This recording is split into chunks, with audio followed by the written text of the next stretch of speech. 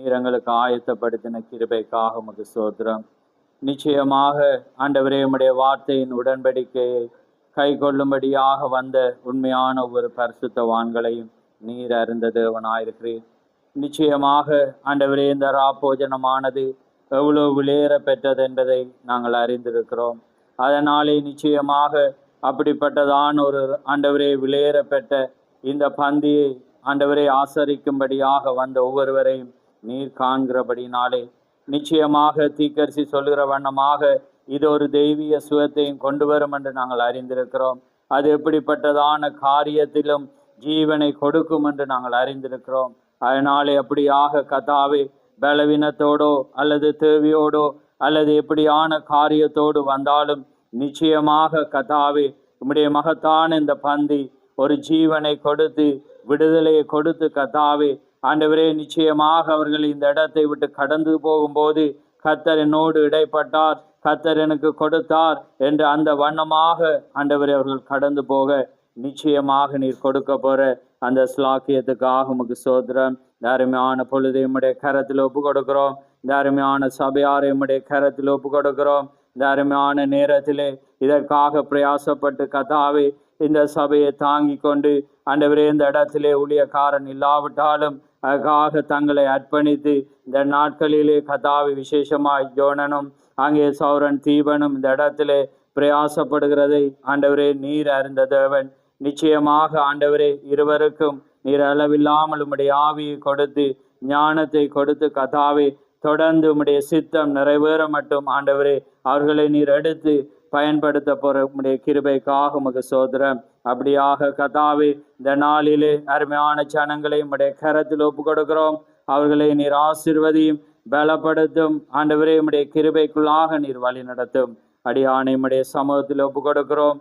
பேசுகிற உதடுகளையும் கேட்கிற செவிகளை நீர் ஆசீர்வதியும். யாவை உம்முடைய கரத்திலே தாழ்த்தி இயேசு கிறிஸ்து நாமத்தில் கேட்கிறோம். ஆமேன், ஆமேன். நாங்கள் நின்ற வண்ணமாகவே ஒரு வேத பகுதியை மாத்திரம் நாங்கள் வாசிப்போம். 1 பேதுரு 1 அதிகாரம் 18 வசனத்தை நாங்கள் 18 20 மட்டும் நாங்கள் வாசித்து நாங்கள் அமருவோம். 1 பேதுரு 2 அதிகாரம் 18 20 மட்டும் நாங்கள் வாசிப்போம். அதிக பயத்துடனே உங்களை ஏமாந்து கீழ்ப்படிந்திருங்கள். நல்லவர்களுக்கும் சாந்த குணம் உள்ளவர்களுக்கும் 1 பேதுரு 1 அதிகாரம் 18.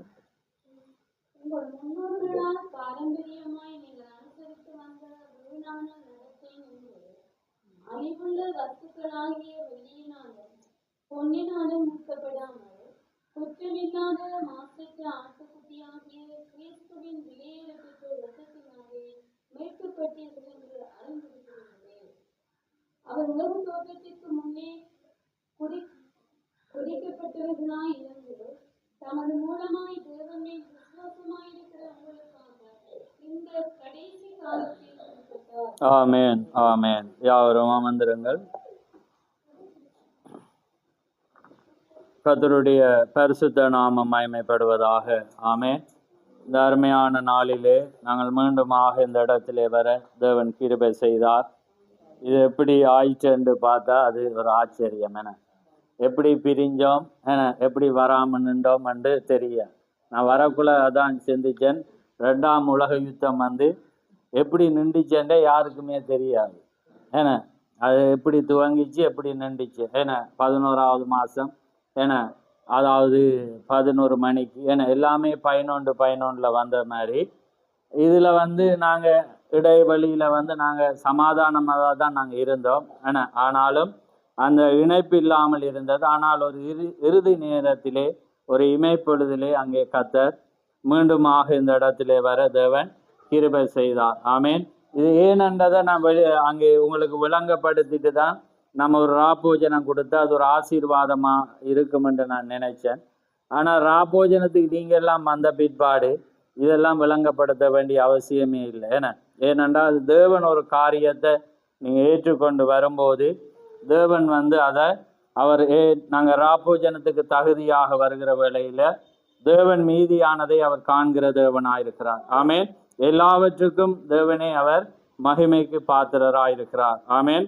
அதனாலே இந்த அருமையான நேரத்திலே நாங்கள் ராப்போஜனத்தை பற்றி நாங்கள் வெளிப்பாடுகளை நாங்கள் அறிந்து கொண்டு, நீங்கள் ஏற்கனவே பெற்றிருப்பீங்க.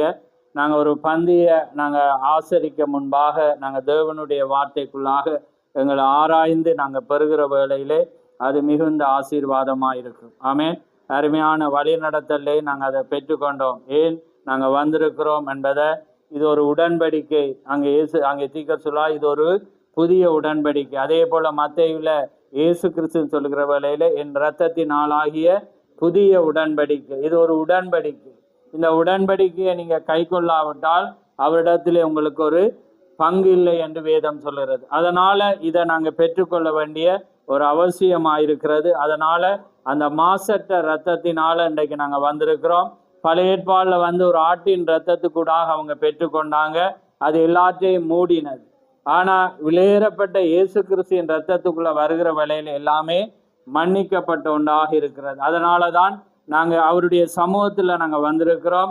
நாங்க குற்றமற்றவர்களாக வர தேவனுடைய இரத்தம் எங்களுக்கு அந்த குற்றமற்றவர்கள் என்பதை அது காண்பிக்கிறதா இருக்கிறது. ஏனென்றால் தீர்க்கர் சொல்றார், நீதிமான் என்றால் என்ன அர்த்தம்?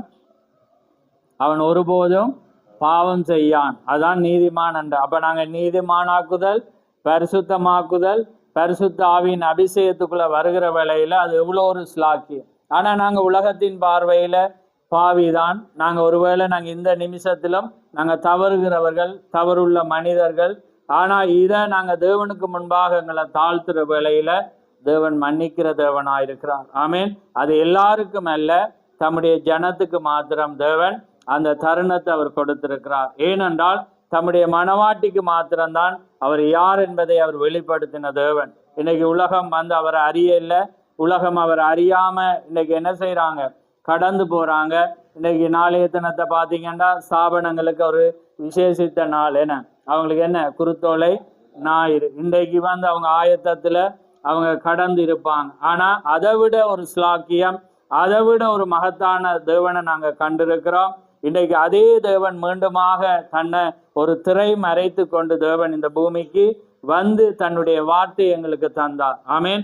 அன்றைக்கு மகத்தான தேவன் தன்னுடைய சரீரத்துல வந்தார். ஆனால் இன்றைக்கு தேவன் தன்னுடைய ஆவியை ஒரு மனிதனுக்குள்ளாக வைத்து தன்னை வெளிப்படுத்தினார். ஆனா அன்றைக்கு அவங்க என்ன செய்யல?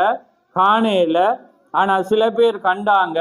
அவங்க கண்டவங்க ரட்சிப்பட்டு பெற்றுக்கொண்டாங்க. காணாதவங்க என்ன செய்யல? இன்னுமே காணல. அதே போலதான் இன்றைக்கு அதே வண்ணமாக இன்றைக்கு தேவன் தம்முடைய மீண்டும் நான் வருவேன் என்ற வண்ணமாக தேவன் தன்னை மீண்டும் வெளிப்படுத்தினார். இன்றைக்கு உலகத்துக்கு காணல. ஆனா தேவன் எங்களுக்கு உங்களுக்கும் என்னை தேவனை என்ன செய்திருக்கிறார்? வெளிப்படுத்தி இருக்கிறார். ரைட். அப்ப இன்னைக்கு நாங்க பார்க்க போறோம். பாருங்க, அங்கே தீர்க்கர் சொல்றார், எப்பயுமே தேவனுடைய வார்த்தை எல்லாமே திஷ்டாங்கமாய் இருக்கிறது. பாருங்க, இங்க நாங்க பார்க்கிற வேலையில பாருங்க, குற்றமில்லாத மாசற்ற ஆட்டுக்குட்டியாகிய கிறிஸ்துவின் விலையேற பெற்ற இரத்தத்தினாலே நாம் என்ன செய்யப்பட்டோமாம்? மீட்கப்பட்டீர்கள். அதனாலே அவர் உலகத்தோட்டத்துக்கு முன்னே குறிக்கப்பட்டவராயிருந்து தமது மூலமாய் தேவன் மேல் விசுவாசமாயிருக்கிற உங்களுக்காக இந்த கடைசி நாட்களிலும் அவர் என்ன செய்தாராம்? வெளிப்பட்டார். அப்ப அதே தேவன் என்ன செய்திருக்கிறார்? அதான் ஒரு வார்த்தை எப்பயுமே நீங்க பாத்தீங்கன்னா அது மீண்டும் மீண்டும் நிறைவேறதா இருக்கிறது. அதே போல அன்றைக்கும் தேவன் வெளிப்பட்டார். அதே வார்த்தையானது இன்றைக்கும் அதே கடைசி நாள்ல வெளிப்பட்டார். ஆனா இன்றைக்கு என்ன நடக்கல? உலகத்துக்கு அது தெரியாது தேவன் எப்படி தன்னை வெளிப்படுத்தினார் என்று. அதே போலதான் பழைய ஏற்பாடுல பார்க்கிற வேலையில பாத்தீங்கன்னா தேவன் என்ன செய்தார்? அங்கே அவங்க வர்ற வேலையில பாத்தீங்கன்னா நாளைய தினத்துல என்ன செய்தார்? அவர் எருசலேமுக்கு ஆனா முதல் எல்லாமே அவர் வர்ற வேலையில தன்னை என்ன செய்தார்? மத்தேயு 21ஆம் அதிகாரத்துல நாங்க பார்க்கிற வேலையில என்ன குருத்தோலை ஞாயிறு வாங்க. அந்த நாள்ல அவர் வர்ற வேலையில பாருங்க, அந்த நாள்ல இருந்து உயிர்த்தெழுதல் நாள் மட்டும் எத்தனை நாள்? 7 நாள். அந்த 7 நாள்ல அது 7 நாளும் மிக முக்கியமாயிருக்கிறது. அதே போல அவர் வருகிறதுக்கு முன்பாக அவர் என்ன செய்தார்? தன்னை எருசலேம்ல வெளிப்படுத்தினார். முதலெல்லாம் தீர்க்கர் சொல்ற வேளையில அவர் அங்க போனேர். ஆனா யாருக்கும் அவர் என்ன செய்யல? மறைமுகமாக தன்னுடைய விசுவாசியை சந்திக்க போனேர். தம்மால் தெரிந்து கொள்ளப்பட்ட ஜனங்கள் அவர் சந்திக்க போனேர். ஆனா அன்றைக்கு குருத்தோலை ஞாயிறு தான் தன்னை முழுவதுமாக அவர் என்ன செய்தாராம்? வெளிப்படுத்தினார். ஏன் அது செய்தா? பழைய ஏற்பாட்டின் ஒவ்வொரு காரியங்களும் புதிய ஏற்பாட்டின் என்னவா இருக்கிறது? நிழலா இருக்கிறது. ஏனென்றா பழைய ஏற்பாடுல என்ன? ஒரு ஆடானது பலியிடப்படணும்டா எத்தனையாம் தேதி பலியிடப்படணும்? 1ஆம் மாசம் 14ஆம் தேதி. ஆனா 10ஆம் தேதி என்ன செய்யணும்? அந்த ஆடானது தெரிந்து கொள்ளப்பட்டு 4-5 நாள் என்ன செய்யணும்டா அது அந்த பலிக்காக தெரிந்தெடுக்கப்பட்டு அது வீட்டிலே வந்து கட்டி வைக்கப்படும். அப்ப என்ன நடக்குதுண்டா, அது மட்டும் அது எங்க இருந்துச்சு? பட்டியில இருந்துச்சு. ஆனா பட்டியில இருந்து என்ன செய்துச்சேண்டா வீட்டுக்கு வருது. பலியிடப்படுறதுக்கு 5 நாளைக்கு முன்பாது அது தன்னை என்ன செய்யணும்? நான் தான் அந்த பலி, நான் தான் அந்த ஆடு என்று. அப்ப அந்த வீட்டாக்களுக்கு எப்படி இருக்கும்? இதுதான் எனக்காக பலியிடப்பட வேண்டிய ஒரு ஆடு என்று இருக்கு. அதே போலதான் பாத்தீங்கன்னா இயேசு கிறிஸ்து குருத்தோலை ஞாயிறு போற வேளையில எப்ப போனேர்? சரியா போனேர், ஞாயிற்றுக்கிழமை அவர் போனேர். அவர் எப்ப பலியிடப்பட வேண்டி வந்துச்சு? பஸ்கா வந்துச்சு எப்ப? 5 நாள்ல. அவர் வெள்ளிக்கிழமை அவர் என்ன செய்து பலியிடப்பட்டார். ஆனா இவ்வளவு நாளும் அவர் என்ன செய்து எருசலேமுக்கு போனேர், தன்னை வெளிப்படுத்தல. ஆனா அவர் என்ன செய்தார்டா, பலியிடப்படுறதுக்கு 5 நாட்களுக்கு முன்பு தன்னை என்ன செய்து நான் தான் என்று. நீங்க மத்தேயு 21 எங்களுக்கு நேரம் இல்லை, இது ராப்போஜனமா இருக்கிறபடினால நாங்க வெளிப்பாடோடு, ஏண்டா நாங்க எந்த இரத்தத்துக்குள்ளாக வந்திருக்கிறோம். இன்னைக்கு சாபனம் பாருங்க, அதே இயேசு கிறிஸ்துவின் இரத்தத்தினாலதான் அவங்க ஞானஸ்தானம் அவங்க இந்த ராப்போஜனத்தை பெற்றாலும் அவங்க வெளிப்பாடு இல்லை. அவங்க பகல்ல பெறுவாங்க, இயேசுதான் எங்களுக்கு மரிச்சாருன்னு வெளிப்படுவாங்க. அந்த வார்த்தையை வைத்து அவங்க பெறுவாங்க. ஆனா அந்த வார்த்தை என்ன செய்யாது? அவங்கள ரட்சிக்காது. ஏனண்டா தீக்கர்ஸ் என்ன சொல்றேன்டா, ஒவ்வொரு காலத்திலும் தேவன் ஒரு செய்திக்காக ஒரு ஜனத்தை அவர் வைத்திருந்தார். இப்ப இந்த கடைசி நாட்கள்ல நாங்க வேதாமம் அறிவது சத்தியம், அந்த வேதம் முழுவதும் எங்களுக்கு வெளிச்சம், அதை அறிஞ்சிருக்கிறோம். ஆனா இந்த கடைசி காலத்துக்குரிய செய்தி அறியாம நாங்க என்ன செய்யலாது? ரட்சிப்பை பெற்றுக்கொள்ளலாம். ஏன்னா இந்த கடைசி கால செய்தி தான் என்ன செய்யும்? எங்களை ரட்சிப்புக்கு வழி நடத்த முடியும். அதுதான் அந்த மனவாட்டிய ஆயத்தப்படுத்த முடியும். அப்ப அவங்க என்ன செய்தாங்க? அன்றைக்கு அவங்க வர்ற வேளையில என்ன நடந்துச்சு? ஜனங்கள் என்ன செய்தாங்க? இவர் யாருன்றாங்க. சில பேர் அவரை பார்த்தாங்க, அவங்க ஆச்சரியப்பட்டாங்க, எல்லாமே இருக்கிறது. ஆனா ஒரு சில ஜனக்கூட்டமோ பாருங்க, அவர் வெள்ளை கழுதையின் மேல் வர்ற வேளையில பாருங்க, யாராவது அவங்களுக்கு சொல்லி கொடுத்தாங்களா? ஆனா சகரியா 9:9 என்ன அதை வாசிங்க.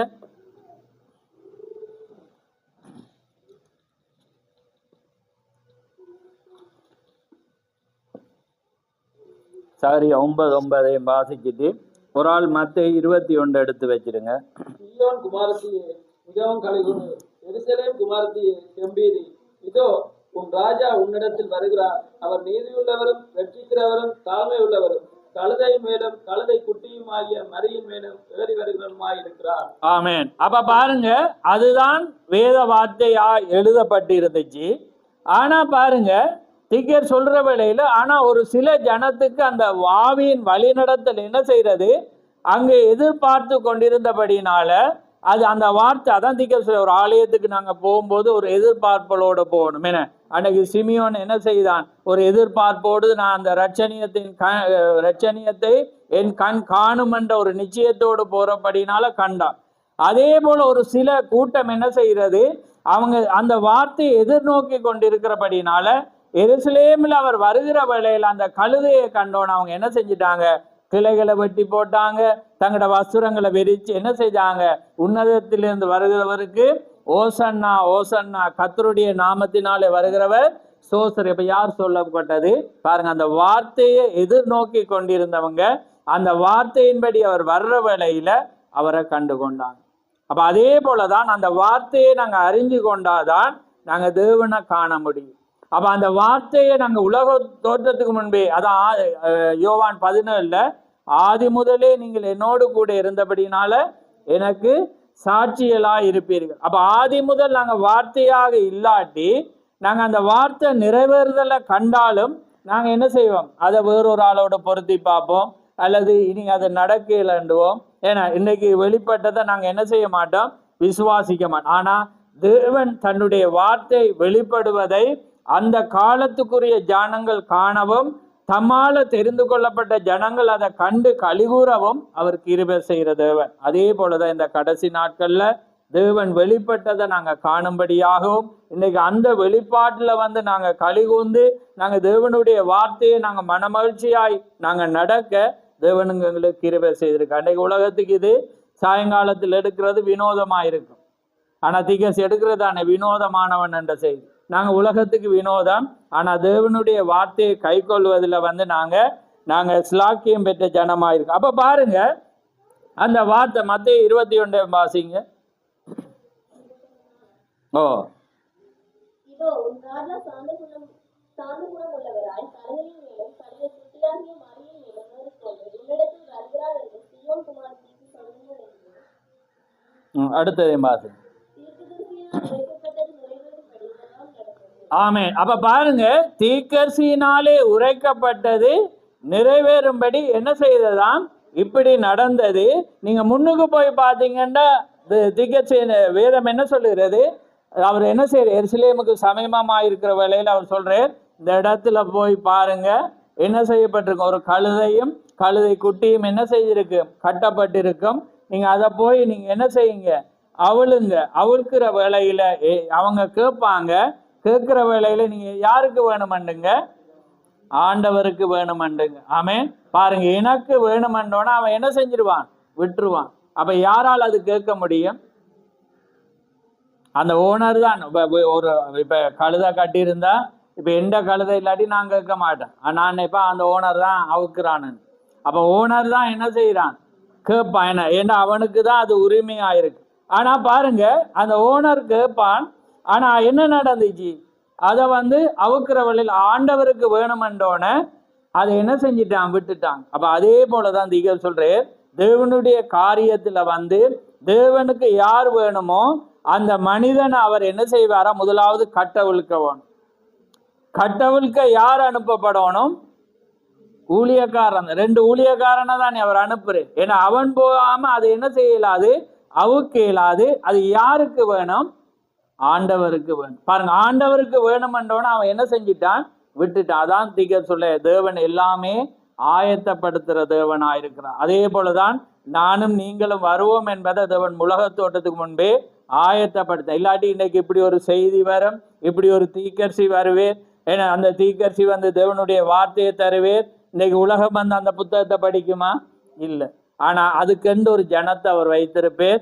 அந்த ஜனம் மாத்திரம்தான் என்ன செய்யும், அதை விசுவாசி. பாருங்க, அன்னைக்கு அவர் எப்படி வெளிப்படுத்தினார், இன்றைக்கு வெளிப்படுத்துறதை தான் நாங்க இப்ப வெளிப்பாடோடு பார்த்து கொண்டு வரோம். அப்ப பாருங்க, அதுக்கு பிற்பாடு அவர் என்ன செய்யற, அந்த கழுதை மேல ஏறி உள்ள வர்ற வேளையில அவங்க என்ன செய்யறாங்க, அந்த டைம்ல என்ன நடக்கிறதுண்டா, அவங்க என்ன செய்யறாங்க, உடனே வஸ்திரத்தை கலட்டுறாங்க, கிளைகளை வெட்டி, உன்னதத்திலிருந்து வருகிறவருக்கு ஓசன்னா, கர்த்தருடைய நாமத்தினாலே வருகிறவர் சோஸ்தரிக்கப்பட்ட. ஓசன்னாண்ட என்ன அர்த்தம், ரட்சகர். என்ன, அதாவது என்ன, எங்களை ரட்சியும். அப்ப ரட்சியும் என்று அவங்க என்ன செய்யறாங்க, கூப்பிடுறாங்க. பாருங்க, அவர் ரட்சகர் என்பதை அவங்க அறிஞ்சிருக்கிறாங்க. ஆனா அது ரட்சிப்பின் காலம் அல்ல.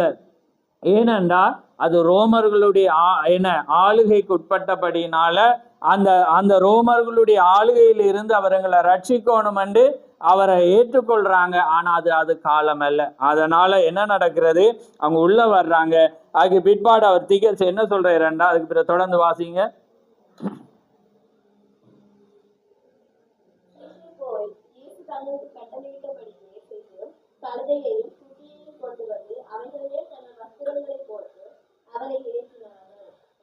அப்படியே வாசி.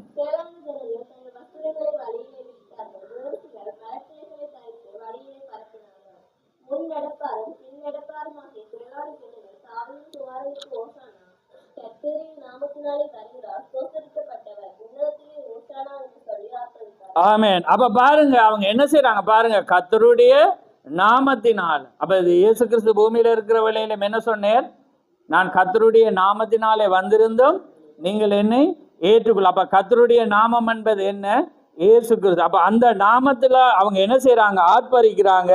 அங்கே அதனால தீர்க்கதரிசி என்ன சொல்றேன்டா, ஒரு சிலர் அதை விசுவாசிச்சாங்களா, ஒரு சிலர் என்ன செய்தாங்களா, அதை குறித்து வியந்தாங்க, இன்னொரு சிலர் என்ன செய்தாங்க, வேடிக்கை பார்த்து கொண்டு. எப்பயுமே 3 சாரார் இருப்பாங்கன்ற மாதிரி இன்னைக்கு அதே போலதான் இந்த மெசேஜை குறித்து என்ன செய்வாங்க, சில பேர் விசுவாசிப்பாங்க, சில பேர் அந்த மகத்துவத்தை ஆச்சரியப்படுவாங்க, சில பேர் என்ன செய்வாங்க, என்ன நடக்கிறதுன்னு அவங்க என்ன செய்வாங்க, பார்த்து கொண்டிருப்பாங்க. அதே போலதான் அந்த நாள்ல அவங்க இருந்துச்சாம். ஆனா என்ன நடந்துச்சேன்டா, அந்த பலி ஆகிய தொடர்ந்து வாசிங்க.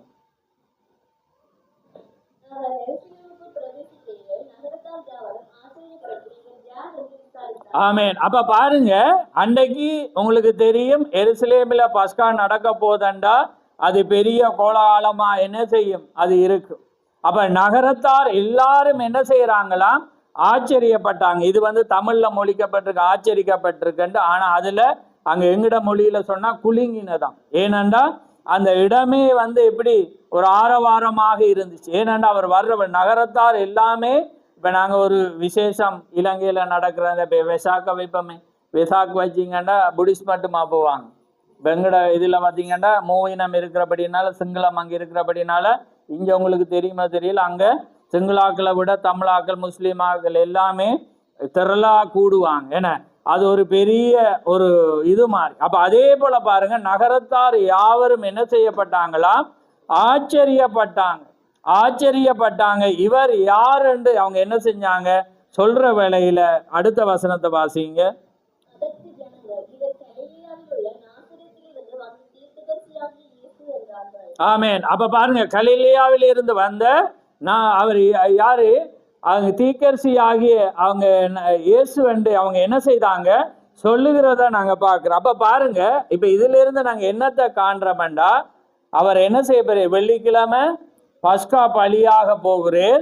அதுக்கு முன்னுக்கு பாருங்க, எருசலேமில் எல்லாரும் ஒன்று கூடி இருக்கிற நேரத்துல அவர் என்ன செய்கிறார், நான் தான் அந்த பலி. பாருங்க, எல்லாரும் ஆச்சரியப்படத்தக்கதாக, இவர் யார் என்று சொல்லத்தக்கதாக, இவர் தீர்க்கதரிசி ஆகிய இயேசு கிறிஸ்து கலிலேயாவில் இருந்து வந்த ஒரு தீர்க்கதரிசி என்று அவங்க வியங்கத்தக்கதாக, ஆச்சரிக்கப்படத்தக்கதாக, எல்லாரும் அவர் அறிந்து கொள்ளத்தக்கதாக எருசலேமில் அவர் என்ன செய்கிறார், தன்னை வெளிப்படுத்துறத நாங்க பார்க்கிறோம். அதான் வேதம் என்ன சொல்றது, அது எப்பயுமே அது நேற்று மீண்டும் அவர் மாறாதது போல. அன்றைக்கு எப்படி அந்த ஆட்டின் இரத்தம் பலியிடப்பட முன்பு ஒரு ஆடானது என்ன செய்யப்படும், அது வீட்டில் எடுத்து வைத்து 4-5 நாளுக்கு பிற்பா 10ஆம் தேதி எடுத்து சொல்லும். 10ஆம் தேதி தெரிஞ்சேன்னா அவங்க என்ன செய்வாங்க, 9ஆம் தேதியே ஒருவேளை எடுக்கலாம், அல்லது அன்று நேரத்தோட ஒரு ஆடை கொண்டு அவங்க என்ன செய்வாங்க வைப்பாங்க. 4 நாள் அது என்ன செய்யணும், பரிசோதிக்கப்படணும். 5ஆம் நாள் என்ன செய்யணும், 14ஆம் தேதி பலியிடப்படணும். அப்ப பலியிடப்பட முன்பு அந்த ஆடு எனக்காக மரிக்க போற என்பதை உங்களுக்கும் எனக்கும் என்ன செய்யணும், தெரியணும். வீட்டுக்காரனுக்கு தெரியுமா இல்லையா, ஏன்னா அது வீட்டுல கொண்டு வந்துதான் என்ன செய்யப்படுது, கட்டப்பட போகுது. அப்ப கட்டப்படக்குள்ள நீங்க என்ன செய்வீங்க, அதுக்கு சாப்பாடு கொடுப்பீங்க, ஏன்னா அதோட நீங்க நின்றுவீங்க, இதுதான் எனக்காக மரிக்க போறது. ஏன்னா பழைய ஏற்பாடுல யாத்ராமம் 12ல பார்க்குற வேளையில குடும்பத்துக்கு நீங்க என்ன செய்யணும், ஒரு ஆட்டை தெரிஞ்சு கொள்ளணும். அந்த குடும்பத்துக்கு தக்கதாக தான் அதை என்ன செய்யணும், நீங்க புசிக்கிறதுக்கு ஏற்ற வண்ணமாக ஒரு ஆடு தான் என்ன செய்யணும், பலியிடப்படணும். அது ஒரு ஆடு புசிக்க ஆள் காணாட்டி நீங்க என்ன செய்யணும், மற்றாக்களும் அதுல வச்சு அதுக்கு நீங்க என்ன செய்யணும், அந்த ஒரு ஆடு தான் அந்த குடும்பத்துக்கு என்ன செய்யணும், பலியிடப்படணும். அதே போலதான் இந்த எருசலேம் நகரத்தார் யாவருக்காகவும் அவர் பலியிடப்படணும் என்றா தன்னை அவர் என்ன செய்யணும், எல்லாருக்கும் முன்பாக வெளிப்படுத்தப்படும். அப்ப பாருங்க, அது மாத்திரமல்ல, தொடர்ந்து நீங்க வாசிச்சீங்கன்னா அவர் போய் ஆலயத்துக்குள்ள போய் அவர் என்ன சொல்ற, இது என் வீடு என்றார். ஆமென். இது என்னுடைய வாசிங்க.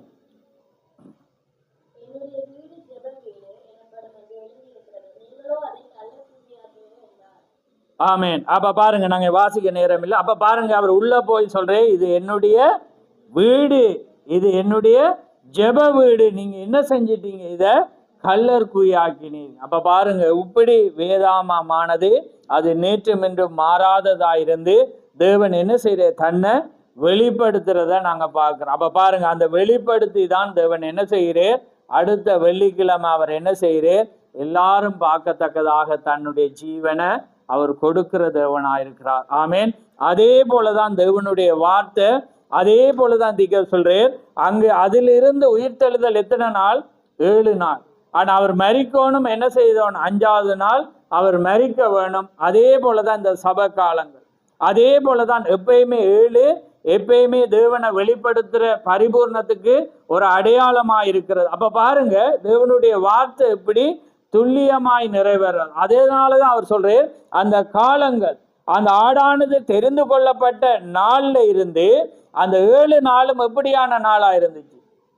சோதிக்கப்படுற, அது மிக ஒரு முக்கியமான நாள். அதே போலதான் திகழ்ச்சி எங்களோட வாழ்க்கையில எங்களுக்கு என்ன நடக்கணும்? போராட்டம் உண்டு. ஏன்னா தேவனுடைய நான் தான் அந்த தெரிந்து கொள்ளப்பட்ட ஆத்துமா. தேவனுடைய வார்த்தைக்குள்ள நாங்க பரிசுத்த ஆவியை பெற்றுக்கொண்டோம்டா, தேவனுடைய வார்த்தை வந்தோன்னே என்ன செய்யும்? எங்களுக்கு சோதனை வரும், ஏன்னா போராட்டங்கள் வரும், பிரச்சனைகள் வரும். எல்லாவற்றையும் நாங்க என்ன செய்யணும்? தேவனுடைய வார்த்தையினால நாங்க ஜெயிக்க வேண்டும். ஏன்னா இந்த ராப்போஜனமானது தன்னைத்தானே சோதித்து இந்த பாத்திரத்துல நாங்க என்ன செய்யணும்? பானம் பண்ணணும். ஏன்னா இது கர்த்தருடைய பந்தி, கர்த்தருடைய வார்த்தையோடு நாங்க என்ன செய்ய போறோம்? ஒப்புரவாக போறோம். தேவனுடைய வார்த்தையோடு நாங்க அதை பெறுகிற வேளையில நாங்க அபாத்திரமா இருக்கக்கூடாது. அப்ப அதுக்கு முன்பு நாங்க தெரிந்து கொள்ளப்பட்ட பாத்திரமாக நாங்க இருக்கணுமெண்டா, தேவனங்கள் மீது அமரணுமெண்டா, நாங்க கழுதையை போல நாங்க சுமக்கிற மிருகமா இருக்கணும். ஏண்டா அன்றைக்கு தேவன் என்ன செய்யறார்? கழுதையின் மேல ஏறி வருகிறேன். ஏன்னா கழுதை சுமக்கிற மிருகமா இருக்கிறது. ஏன்னா அது ஒரு என்ன செய்யறது? ஒரு என்னத்துக்கு? ஒரு அடிமைத்தனத்துக்கு ஒரு அடையாளமா இருக்கு. அதே போலதான் தேவன் நாங்க என்ன செய்யணும்? சாதாரண மனிதர்களை தான் தேவன் என்ன செய்யறாரா? தெரிஞ்சு கொள்றான். அப்ப நாங்க சாதாரண மண்டக்குள்ள உலகத்தின் பார்வையில நாங்க ஆனா தேவனுடைய பார்வையில நாங்க வெளியேற பெற்றவர்கள். ஆமேன். அப்ப தேவன் என்ன செய்யற? உலகத்தின் பார்வையில நாங்க சாதாரணமா இருந்தாலும் தேவனுக்கண்டு நாங்க பயன்படுகிற வேளையில, தேவனுக்காக எங்களை தாழ்த்துற வேளையில தேவன் என்ன செய்வார்? எங்களை பயன்படு. இது என்னுடைய வீடு, இது எனக்காக, இது ஆண்டவருக்கு தேவைன்னு தான் என்ன செய்யறேன்? அதை கட்டவிழ்க்கப்படுறத நாங்க பார்க்கிறோம். அதே போல ஆலயத்துக்குள்ள வர்ற வேளையில இது என்னுடைய வீடாயிருக்கிறதுன்ற. அப்ப அதே போலதான் இன்னைக்கு நாங்க என்னவா இருக்கிறோம்? தேவனுடைய வீடாயிருக்கிறோம். அப்படித்தானே வேதம் சொல்லுது. அப்ப 1 கொரிந்தியர் அதானே சொல்லுது, இது என்னுடைய வீடு, நீங்களே என்னுடைய ஆலயமா இருக்கிறீர்கள். அப்ப அந்த ஆலயத்துக்குள்ள தேவன் வாசம் பண்ணணும்டா, எங்களுக்கு எந்த காரியங்களும் என்ன செய்யக்கூடாது? தேவனுடைய ஆலயம் எப்படி இருக்கணும்? பரிசுத்தமா இருக்கணும். ஆமே. நீங்களே அந்த ஆலயம் மாறி, அன்னைக்கு அவங்க அந்த ஆலயத்தை என்ன செஞ்சாங்க? புறாக்களையும் காசுக்காரர்களும் பல பல காரியங்களையும் வைத்திருக்கிற வேளையில் அவர் என்ன செய்ய? எல்லாவற்றையும் அவர் தூக்கி அவர் என்ன செய்தார்? எறிஞ்சி அவங்கள சாட்டையால் அடிச்சு அதுக்காக அவர் என்ன செய்தாராம்? பக்தி வைராக்கியம் கொண்டார். அப்படியானால் அன்னைக்கு ஒரு மாமிச பிரகாரமான ஒரு கட்டிடமே அந்த தேவாதி தேவன் உள்ள வர்றதுக்கு பரிசுத்தமா இருக்கணுமெண்டா, இன்னைக்கு எனக்குள்ளேயும் உங்களுக்குள்ளேயும் அவர் வரணுமெண்டா, நாங்க இவ்வளவு பரிசுத்தமா இருக்கணும். ஆமேன். அப்ப தேவனுடைய வார்த்தை அவர் என்ன சொல்ற? இது என்னுடைய வீடு என்று. அப்ப அதே போலதான் என்னுடைய ஆலயம் நீங்க, இது என்னுடைய வீடு. ஏன்னா இந்த சரீரம் என்னத்துக்கு அடையாளம்? ஒரு வீட்டுக்கு அடையாளமா இருக்கிறது. அப்ப அவர் என்ன செய்யறாரு? எங்களுடைய வீட்டுக்குள்ள வரணுமெண்டா நாங்க என்ன செய்யணும்? பரிசுத்தமா இருக்கணும். அந்த பரிசுத்தத்துக்குள்ள நாங்க வர்ற வேளையில தான் தேவன் எங்களுக்குள்ளாக வர்ற வேளையில அந்த காரியமானது என்ன செய்யும்? ஜீவனை கொடுக்கும். அப்படி இல்லாத பட்சத்துல அது காரியமா இருக்காது. நீங்க வாசிங்க எபிரேயர் 9ஆம் அதிகாரம். அன்னைக்கு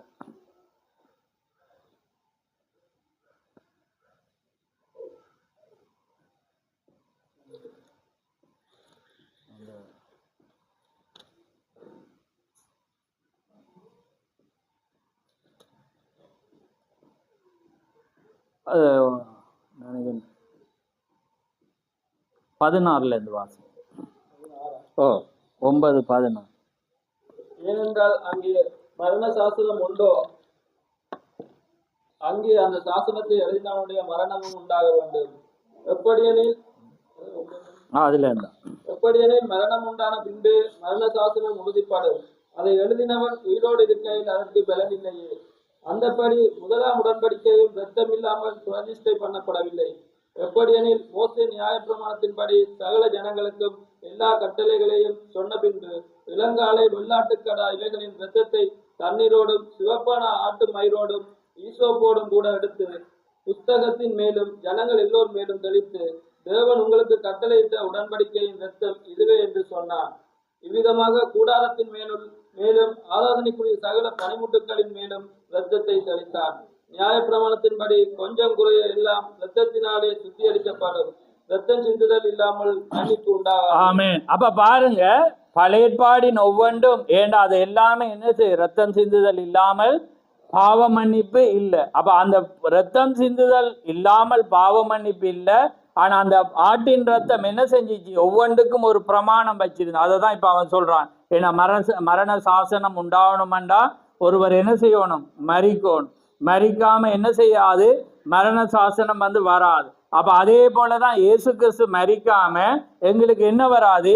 நித்திய ஜீவன் வர முடியாது. அப்ப அன்னைக்கு அந்த ஆட்டின் ரத்தமானது என்ன செய்யப்படும்? தெரிந்தெடுக்கப்பட்டு வைக்கப்பட்டாலும் அது பரிசோதிக்கப்படுறது. ஏனென்றா அது நல்லதா கெட்டதா, ஊனம் இல்லாம இருக்கணும். ஏன்னா அது எல்லாமே அந்த 5 நாட்களும் 4 நாட்களும் பரிசோதிக்கப்பட்ட பிற்பாடுதான் அது என்ன செய்யப்படும்? பலியிடப்படும். அதே போலதான் இயேசு கிறிஸ்து பாருங்க, தன்னை வெளிப்படுத்தின பிற்பாடு வெள்ளிக்கிழமை அவர் என்ன செய்யறார்? மரிக்கிறார். அவருடைய எதிரிகளினாலே அவர் என்ன செய்தார்? நற்சாட்சியை அவர் பெற்றுக்கொண்டு. எதிரி கூட என்ன சொன்னார்? இவர் பாவம் அறியார், இவர் மீது நான் ஒரு குற்றத்தையும் காணேன் என்று அவங்க என்ன செய்யறாங்க? ஏரோதும் அதை தான் சொல்றான், பிலாத்தும் அதை தான் சொல்றான். நான் இவரை நான் என்ன செய்யல, ஒரு குற்றத்தையும் நாங்க காணேல என்று அவங்க என்ன செய்யறாங்க? நற்சாட்சி பெறத்தக்கதாக தேவன் என்ன செய்து நற்சாட்சி பெற்றவராயிருக்கிறார். அதனால அவர் என்ன செய்ய? மரித்தபடினாலதான், அவருடைய ரத்தத்தினாலதான் நாங்க என்ன செய்யப்பட்டோம்? மீட்கப்பட்டோம். அதனாலதான் இன்றைக்கு நாங்க ஒரு நிச்சயத்தோட நாங்க வந்திருக்கிறோம். ஆனா அந்த நிச்சயத்தோட வர்ற வேளையில அந்த தேவனுடைய வார்த்தை எங்களுக்குள்ள அந்த வார்த்தையோடு நாங்க தேவனுக்குள்ளால எங்களை ஆராயாவிட்டால் இது என்ன செய்யும்? இது நிமித்தம் உங்களில் அநேகர் பலவீனர்களும் வியாதி உள்ளவர்களுமாயிருக்கிறீர்கள், அநேகர் மரித்து நித்திரையும் அடைந்திருக்கிறீர்கள். ஏன்னா நம்மை நாமே நிதானித்து அறிந்தால் நாம் நியாயம் தீர்க்கப்படும். அப்ப நாங்க என்ன செய்யணும்? நியாயம் தீர்க்கப்படாம நாங்க என்ன செய்யணும்? இந்த ராப்போஜனத்தை நாங்க தேவனுடைய வார்த்தையோடு பெறாட்டி நாங்க என்ன செய்வோம்? பலவீனரா போயிடுவோம், இல்லாட்டி வியாதியஸ்தலரா வந்துடுவோம். அப்படி இல்லாட்டி என்னதான் செஞ்சிருக்கிறோம்? மரிச்சிடுவோம்னா என்ன அர்த்தம்? ஆவிக்குரிய மரணம். அப்ப ஆவிக்குரிய மரணம் என்றா நாங்க என்ன செய்வோம்? சபைக்கு வருவோம், ஏன்னா நாங்க தேவனுடைய வார்த்தையை வாசிப்போம், செய்தியை நாங்க எடுப்போம், அல்லது எல்லாமே செய்தாலும் எங்களால் என்ன செய்யலாது? தேவனுடைய ஆவியை நாங்க பெறையலாம். ஏண்டா நாங்க மரிச்சிட்டோம். மரிச்சவனுக்கு எதை கொடுத்தாலும் அவனுக்கு பிரயோசனம் ஒன்றுமே கேட்கப்படாது. அதே போலதான் இந்த ராப்போஜனமானது திக சொல்ல அப்படிப்பட்ட 3 காரியங்கள் அது செய்யும். அப்ப அதனாலதான் நாங்க என்ன செய்யணும்? தேவனுடைய வார்த்தையோடு எங்களை நாங்க என்ன செய்யணும்? ஆராயும். நாங்க தவறு உள்ளவரண்டா தாவீது என்ன சொல்றான்? வேதனை உண்டாக்கும் வழி என்னிடத்தில் உண்டோ என்று பார்த்து என்னை நித்திய வழியில நடத்தும். அப்ப பாருங்க, வேதனை உண்டாக்கும் வழி. அப்ப தேவனுடைய வார்த்தையோடு நாங்க என்ன செய்யணும்? ஆண்டவருக்கு பிரியமில்லாத காரியங்கள் எங்களுக்குள்ள இருக்குமானா நாங்க என்ன செய்யணும்? எங்களை ஆராயிற வேளையில தான் தேவன் என்ன செய்வார்? நாங்க உணர்வு வரும். அதான் சொல்ற, எங்களுக்கு ஒரு உணர்வு, இது தவறு, நாங்க செய்து கொண்டிருக்கிறது தவறு, நாங்க தவறான வழியில நடக்கிறோம்டா தேவன் என்ன செய்வார்? அந்த உணர்வை தருவார்ண்டா எங்களை அவர் என்ன செய்வார்? மாற்றுவார். ஆனா உணர்வு இல்லாம நாங்க எடுப்போம்டா, ஒரு கடமைக்கு ஒரு நியாய பிரமாணத்துக்கு நாங்க எடுப்போம்டா அது எங்களை கொண்டு போய் விடும்டா? மரணத்துக்கு கொண்டு போய் விடும். ஏன்னா அல்லது வியாதிக்கு கொண்டு போய் விடும், அல்லது நாங்க பலவீனர் ஆயிரும். ஏன்னா இன்றைக்கு உலகத்துல பாருங்க, ஏன்னா எத்தனையோ பேர் பலவீனம் உள்ளவர்களாயிருக்கிறாங்க, வியாதியாயிருக்கிறாங்க. இன்றைக்கு ஆவிக்குரிய மரணம் எய்தவர்கள் அநேகர் இருக்கிறாங்க. ஏன்னா இந்த செய்தி அவ்வளவு விலையேற பெற்றது. ஏன்னா நாங்களா தேடாதது முன்பு தேவன் எங்களுக்கு தேடி தேவன் மீண்டுமாக வெளிப்பட்டு ஒரு தீர்க்கதரிசி அனுப்பினதை இன்றைக்கு உலகம் தேடியும் ஆராயல். ஆனா தேவன் எங்களுக்கு கிருபையாக தேவன் எங்களுக்கு என்ன செய்திருக்கிறார்? வெளிப்படுத்தி இருக்கிறார். பாருங்க, அது அந்த ஞானஸ்தானத்தை இன்றைக்கு ஸ்தாபனமும் என்ன செய்யறது? ஞானஸ்தானத்தை வாசிக்குது, அவங்களுக்கு புரியல். மல்கியா வாசிக்கிறாங்க, தெரியல். வெளிப்படுத்தல வாசிக்கிறாங்க, புரியல். ஆனா தேவன் என்ன செய்தார்? தேவன் அவருடைய விலையேறப்பட்ட கிருபையினால எங்களுக்கு அவர் என்ன செய்யறார்? வெளிப்படுத்தியிருக்கிறார். நாளானது என்ன செய்திருக்கிறது? சமீபமாய் வருகிறது. இன்றைக்கு உலகத்தின் காட்சிகளை பார்க்கிற வேளையில பயங்கரமாயிருக்கு. அதை எல்லாமே என்னத்தை எங்களுக்கு பறைசாட்டுகிறது? தேவனுடைய வார்த்தையை. ஏன்னா நாங்கள் இறுதி நேரத்துல வந்திருக்கிறோம். தீர்க்கதரிசியினாலே உரைக்கப்பட்ட ஒவ்வொரு வார்த்தையும் நிறைவேறி கொண்டிருக்கிறது. இன்னைக்கு அமெரிக்கா எந்த நிலையை அடைகிறத நீங்க பார்க்கலாம். ஏண்டா தீர்க்கதரிசி என்ன சொல்றேன், அது 3ஆம் உலக யுத்தம் வருகிறதுக்கு முன்பாக அமெரிக்கா ரஷ்யாவினாலே அது அணு குண்டினாலே அது நாசமாகிறதுக்கு போறதுக்கு முன்பாக அது என்ன செய்யும்? பொருளாதார ரீதியாக அது என்ன செய்யும்? வீழ்ச்சி அடையும். இன்னைக்கு அந்த நிலைக்கு என்ன செய்யறது? இந்த யுத்தமானது வழி நடத்தி கொண்டிருக்கு. அதே நேரம் ரஷ்யாவுடைய கோபம் என்ன செய்யறது? அதிகரித்து கொண்டிருக்கிறது. பாருங்க எப்படி தீர்க்கதரிசனமானது 1933 உரைக்கப்பட்டது அப்படியே என்ன செய்யறது? நிறைவேறி கொண்டிருக்கிறது. ஏன்னா நாங்க நாங்க முன்னமே தேவன் என்ன செய்யற, நீ ரஷ்யாவை நீ எதிர்நோக்கி கொண்டிரு. நான் முன்னமே சொன்ன மாதிரி அந்த நேரத்தில் அது ரஷ்யான்ற நாடே இல்லைன்னு, அப்போ சோவியத் யூனியன் என்று இருந்துச்சு. ஆனா இன்னைக்கு பாருங்க ஒரு ரஷ்யா நாடாகி இன்னைக்கு அந்த நாடு ஒரு பலத்த ஒரு நாடாக இருந்து இன்னைக்கு அமெரிக்காவை அழிக்கிறதுக்காகவும் வத்திக்கான அழிக்கிறதுக்காகவும் அவங்க என்ன செய்யறாங்க? ஆயத்தமா இருக்கிறத நாங்க பார்க்க. அதுக்கு முன்பாக தேவனுடைய வார்த்தை கிருபையாக எங்களுக்கு அவர் தேவன் கொடுத்தவராக. அப்ப நாங்க இந்த வார்த்தையின் பேரில் நாங்க வைராக்கியம் வேணும், நாங்க உண்மையாக இருக்கணும். இந்த வெளிப்பாடுகளை நாங்க என்ன செய்யக்கூடாது? விடாத வண்ணம் நாங்க தேவனுக்குள்ளாக. ஏன்னா இந்த வார்த்தை தான். ஏன்னா திராட்சை ரசம் எதுக்கு அடையாளம்? வெளிப்பாட்டுக்கு. அதான் தீர்க்கதரிசி நாபோத்தை பாருங்க, நாபோத்திட்ட இருக்கிற திராட்சை தோட்டத்தை அவங்க என்ன செய்தான்? கேட்குறாங்க. கேட்கக்குள்ள அவன் கொடுத்தானா? ராஜா வந்து என்ன சொல்றான்? அதை விட நிறைய தாரனண்டான், உனக்கு அதை விட வெகுமதிய தாரண்டான். அவன் அதை கொடுத்தானா? இல்லை, இது என்னுடைய சொத்து, இது என்னுடைய உரிமை, இது என்னுடைய முன்னோர்களுடைய பாரம்பரியம், முன்னோர்களுடைய காரியம் என்று அவன் என்ன செய்றான்?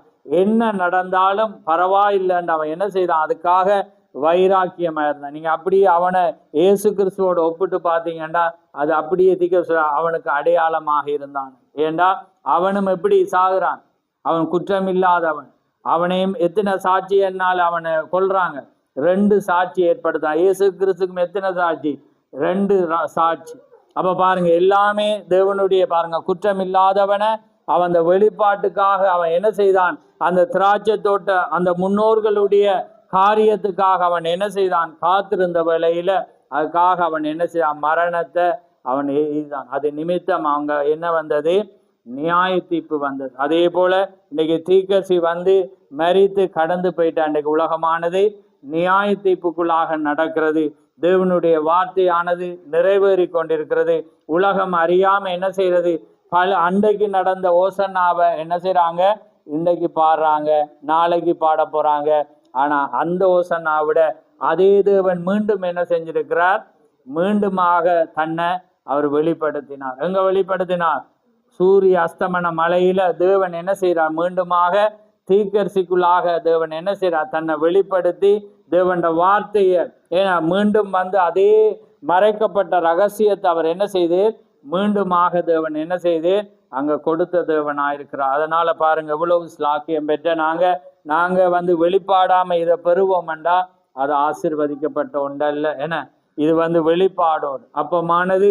இன்னைக்கு எப்படியாக நாங்க இந்த அப்பத்தை விட அதை கூடின ஒரு அப்பத்தை நாங்க புசிச்சு கொண்டிருக்கிறோம். அன்னைக்கு வனாந்திரத்துல மேலே இருந்து விழுந்த மண்ணாவை என்ன செஞ்சாங்க? புசிச்சாங்க. ஆனா கானானுக்குள்ள போனோன்னு எந்த மண்ணாவை புசிக்கணும்? அவங்க உற்பத்தியாக்கி அவங்க சமைச்சு என்ன பெறணும். அப்ப அதே போலதான் இன்றைக்கு இதே மண்ணாவை தான் என்ன செய்யறாங்க? ஸ்தாபனம் புசிக்கிறது. ஆனா அதை விட எங்களுக்கு வேற ஒரு மண்ணாவை தேவன் என்ன செஞ்சிருக்கிறேன்? கொடுத்திருக்கிறேன். அதையும் இதையும் அங்கே தேவன் என்ன செய்யறார்? ஒன்றிணைத்து. ஏன்னா இதுல வெளிப்பாடு மறைக்கப்பட்டிருக்கிற, அதுல வெளிப்பாடு கொடுக்கப்பட்டிருக்கிறது. ஏன்னா அந்த காரியங்களை நாங்க புசிக்கிற வேளையில தான் அது ஒரு ஆசீர்வாதத்தை கொண்டு வரும். அப்ப அதனால நாங்க ராபோஜனத்துக்காக நாங்க ஆயத்தப்பட போறோம். அப்ப பாருங்க தேவன் எப்படி பழைய ஏற்பாடுல அந்த ஆட்டுல எப்படி தன்னை வெளிப்படுத்தினாரோ அதே போல இன்றைக்கு அங்க 2000 ஆண்டுகளுக்கு முன்பாக அதே தேவன் மாமிச சரீரத்துல தன்னை என்ன செய்து வெளிப்படுத்தினார். அதே தேவன் இந்த கடைசி நாட்கள்ல தீர்க்கதரிசிக்குள்ளாக உலகமே பார்க்கத்தக்கதாக தேவன் என்ன செய்து தன்னை அவருக்குள்ளாக வெளிப்படுத்தி அதே அற்புத அடையாளங்கள் அதே உயிர்த்தெழுதல் எல்லாமே என்ன செய்யறது காண்பிச்சு இன்னைக்கு அவர் கடந்து போனாலும் இன்னைக்கு அந்த தேவனுடைய வார்த்தையில இன்னைக்கு எங்களுக்கு அந்த வார்த்தை வரவும் அந்த வார்த்தையில நாங்க நடக்கவும் தேவன் எங்களுக்கு கிருபை செய்திருக்கிறார். ஆமேன். அதனால நாங்க ராப்போஜனத்துக்காக நாங்கள் ஆயத்தப்பட போறோம். அதனாலே நாங்க யாவரும் எழுந்திருப்போம். ஆமேன். நாங்க 1 கொரிந்தியர் 11 நாங்க வாசிக்க போறோம்.